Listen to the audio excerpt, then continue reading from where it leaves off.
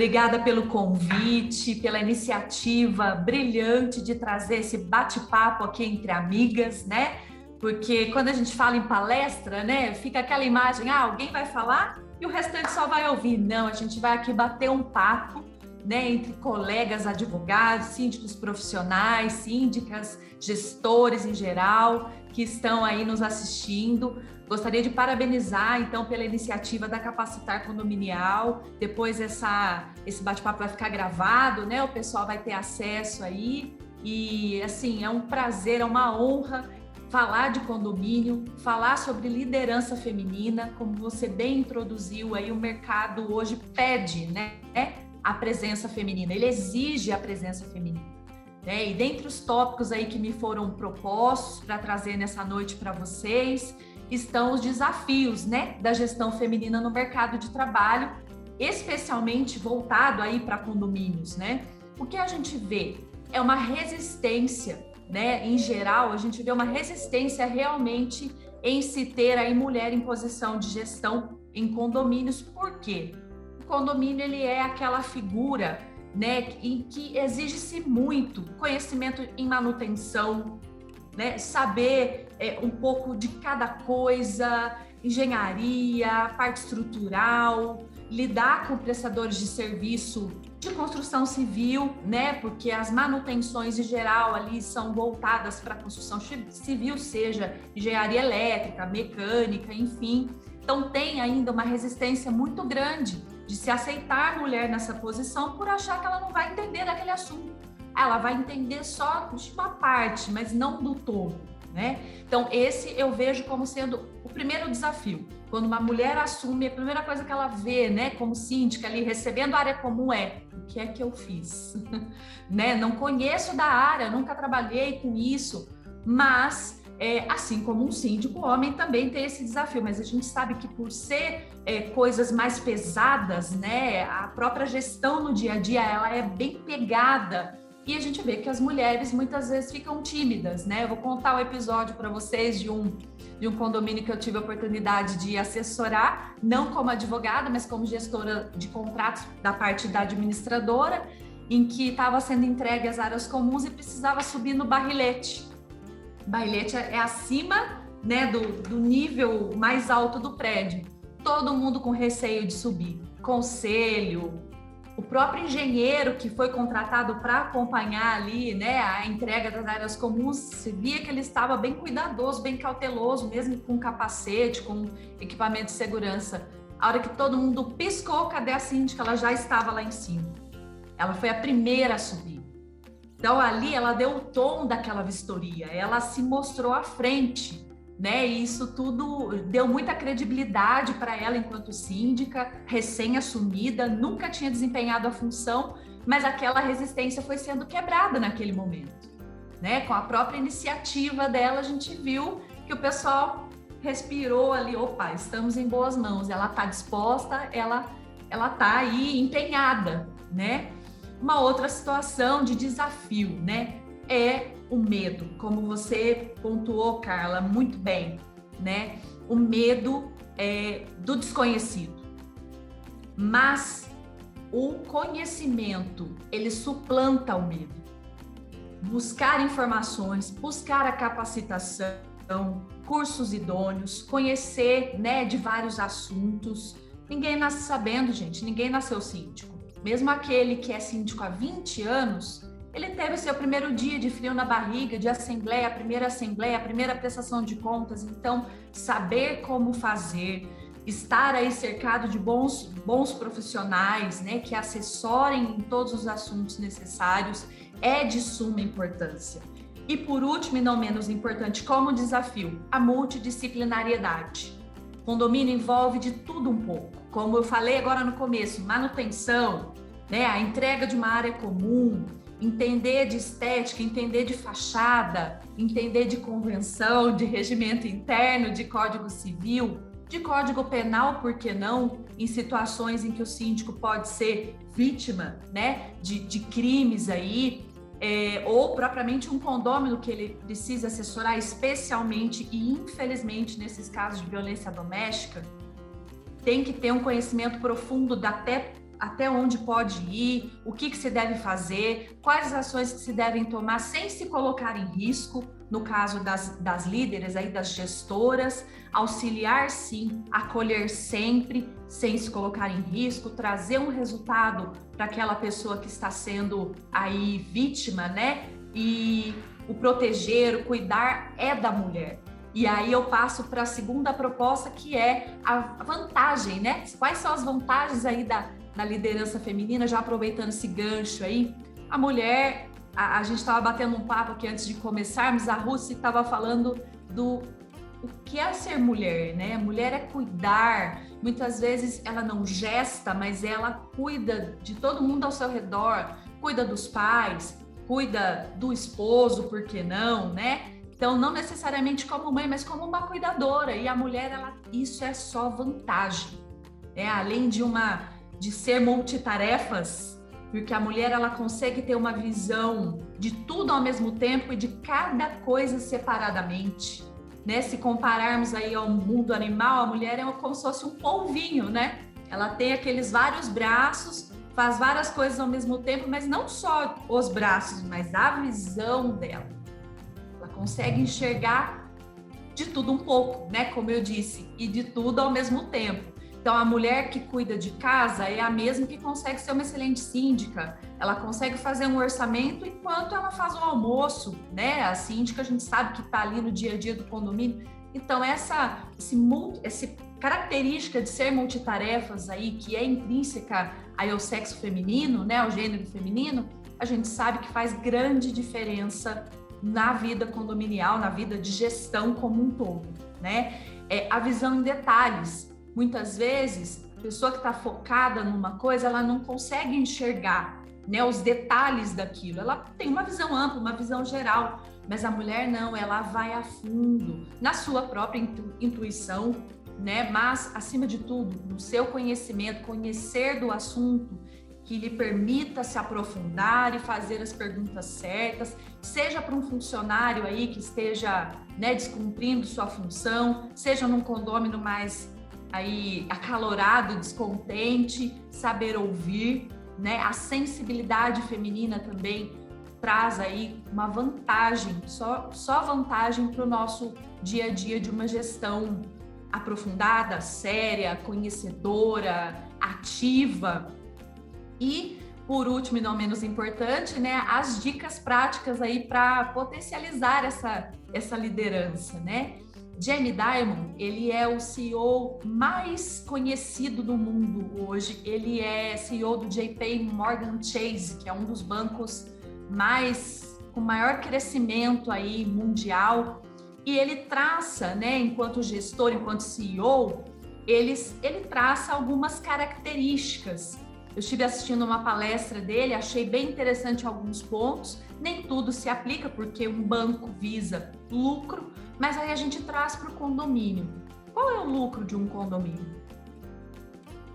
Não é só o rendimento das aplicações financeiras, de um fundo de reserva bem aplicado, é a satisfação dos seus moradores.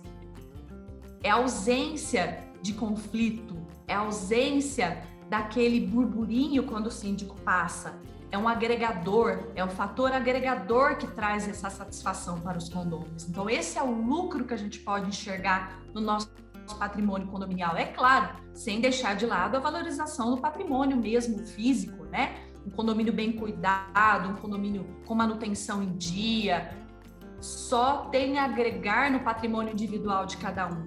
Mas o fator satisfação, né, naquela comunidade, naquela pequena sociedade condominial, eu penso que seja o maior lucro que um síndico pode receber, né? É claro que não quer dizer que vão dizer assim para tudo, mas saber ouvir, saber receber críticas, né? E aí eu já passo também para um outro tópico dentre essas dicas práticas, que é ser um gestor de pessoas. O condomínio pode estar com a manutenção em dia, pode estar com a fachada linda, portaria funcionando ali redondinha, mas se ele não for um gestor de pessoas, um pequeno problema pode se avolumar e se tornar um grande problema. até mesmo de natureza judicial. A gente sabe que muitos condomínios hoje em dia têm pendências aí de passivos trabalhistas bastante elevados. Então, ser um gestor de pessoas, não só gestor do funcionário, né, daquele que te serve, mas daquele que vai trazer o lucro para o condomínio, que é a satisfação, que é justamente o morador, o condômino, o proprietário daquelas unidades. Então, gerir pessoas, acho que é o maior desafio aí da nossa, né, da atualidade, principalmente em tempos de pandemia, que a gente vê uma questão de individualização aí muito exacerbada, as pessoas aí voltando-se apenas para si, para suas preocupações, mas o que a gente está vivendo hoje existe uma necessidade de olhar para o lado, de olhar para o próximo, né? Não só de olhar, mas de se colocar no lugar dele, de saber ouvir, como eu disse, né? Então, esse patrimônio pessoa, ele é muito importante dentro da comunidade condominial. Uma outra dica prática, trabalhar sempre com dados. Nossa, Daniela, mas a gente está falando de dados, né? Como que a gente mede a satisfação das pessoas? Como que a gente... É simples, né? Não só o financeiro, porque o financeiro estando em dia, o síndico consegue fazer uma série de coisas aí, até mesmo à parte, né? Fazer eventos, trazer o pessoal para confraternizar, claro que não agora, né? Em tempos de isolamento social, mas estamos tratando aí de uma época comum, né? Então, trazer essas pessoas, agregar gente, isso ele possibilita, né? Um caixa saudável possibilita trazer eventos, trazer confraternizações, mas não apenas isso, né? Trabalhar com dados de satisfação, fazer uma caixinha de sugestões, coisas simples, né? Em que as pessoas se sentem aí ouvidas e não só deixar lá uma caixinha, mas lê a sugestão, se for uma sugestão em que a pessoa se identifica, dá um retorno. Olha, gostei muito, vamos pensar nisso mais para frente, né? Dá sempre um retorno para as pessoas, todo mundo quer ser ouvido, todo mundo quer ser respeitado, e no condomínio não é diferente. O morador que de repente viu alguma situação suspeita, vai avisar o gestor, a gestora no caso, né? A mulher que sabe ouvir, que vê perifericamente. Então, ele vai trazer aquela informação, de repente, para reforçar ali uma câmera num local de ponto cego, instruir a portaria numa eventualidade para saber o que fazer. Então, esses dados, né? Quando a gente fala em dados, dá a impressão daqueles gráficos, né? Aqueles gráficos de pico ou de pizza. Por que não, né? Trazer essas sugestões, críticas, elogios, para cada vez mais melhorar a vida de todos dentro do condomínio, né? Trabalhar com dados, então, traz aquela máxima: tudo que pode ser medido pode ser melhorado. Então, se você tem ali aonde está vermelhinho, que o pessoal está criticando, o pessoal está pedindo mais atenção, o síndico consegue melhorar aquele ponto, né? Uma outra situação de dica prática: trabalhar sempre com procedimentos. Quantas vezes a gente não vê em condomínios a pessoa falar, mas eu não sabia que não podia. A pessoa recebe uma advertência, recebe uma notificação, morador, né, por alguma infração aí ao regimento interno, e fala, mas eu não sabia. Claro, nós do direito, né, temos aquela máxima também de que ninguém pode alegar ignorância. Mas por que não avisar antes? Por que não tornar a coisa palatável para todos, compreensível para todos, né? Fazer uma cartilha de boas condutas, com ilustrações daquilo que pode, daquilo que não pode, daquilo que atrapalha, né, a comunidade condominial. Então, tudo isso traz prevenção. Evita-se o conflito, como a gente tem falado muito esses dias, né, Carla, de evitar o conflito, porque uma vez que o conflito se instalou, você precisou notificar, precisou multar, já se torna ali uma resistência, né? Acaba se tornando um inimigo natural do síndico, aquela pessoa que foi punida de alguma forma. Então, trabalhar com procedimentos, trabalhar com dados, trazer sempre as informações de forma clara, né? Sem centralização, porque muito síndico a gente vê que assume, ele até por insegurança, né? Muitas vezes acaba centralizando as informações em si. Não, compartilhar informações, isso é muito importante de forma clara, que todos entendam, né? E uma outra situação, a comunicação eficiente também. Vai ter uma manutenção em caixa d'água? Colocar um aviso no WhatsApp, em grupos, nos e-mails dos condôminos, nos elevadores aí, pensando naquele condômino que não tem tanta familiaridade com as tecnologias, né, com rede social, fazer a informação chegar com eficiência, né, sempre pedir e dar retorno. Então, aquele condômino que dá uma sugestão, como eu mencionei aí da caixinha de sugestões, dá sempre um retorno, olha, recebi lá, muito obrigada, a gente vai aí numa oportunidade voltar a conversar sobre isso. A pessoa se sente ouvida, acolhida, compreendida, e isso faz toda a diferença numa gestão condominial. E por último, para não me alongar muito, cercar-se de bons profissionais. Síndica, você não tem que saber tudo, você não tem que conhecer profundamente tudo, mas você se cerque de bons profissionais.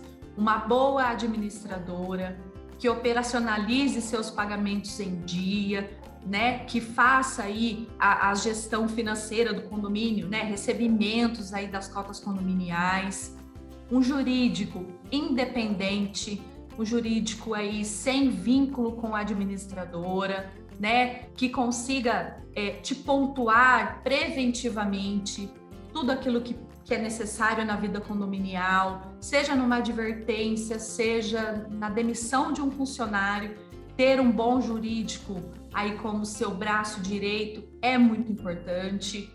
Condomínios recém-entregues que tem muita obra, ter um engenheiro que assine aí as autorizações para que você também não sofra nenhuma responsabilização. Então, ter bons profissionais que conheçam, que não estejam se aventurando aí nesse mercado, né, mas que conheçam profundamente para te dar o supedâneo, o embasamento para você fazer uma boa gestão. Capacitar Condominial, programa multidisciplinar de capacitação de profissionais de condomínio.